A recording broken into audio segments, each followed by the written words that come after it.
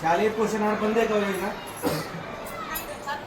मग एका शाळेमध्ये डिसेंबर पासून तिथे भात वगैरे मुलांना काय पोषण मिळालेलं नाही.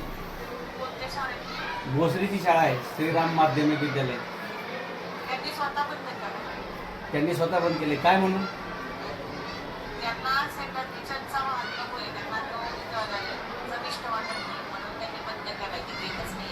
नाही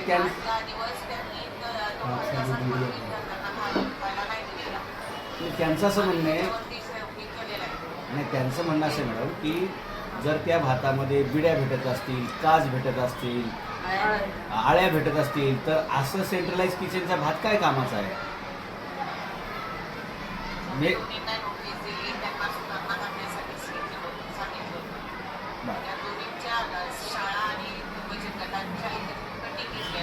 हां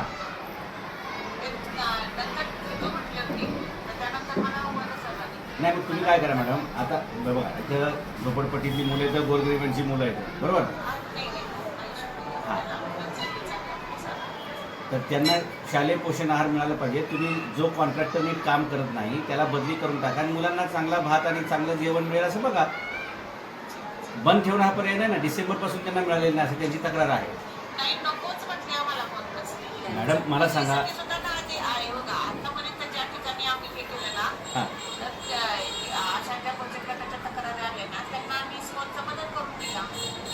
नाही एक लक्षात घ्या, इस्कॉनचा भात आहे म्हणजेच तो खाण्यालायक आहे असा गैरसमज काढून टाका. त्यांची तक्रार काय आहे?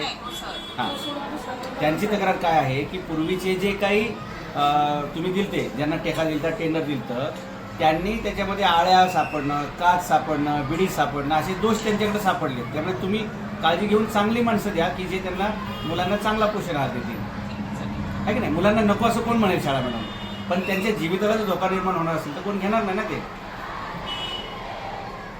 त्यांचं कधीपासून चालू करता येईल त्यांना?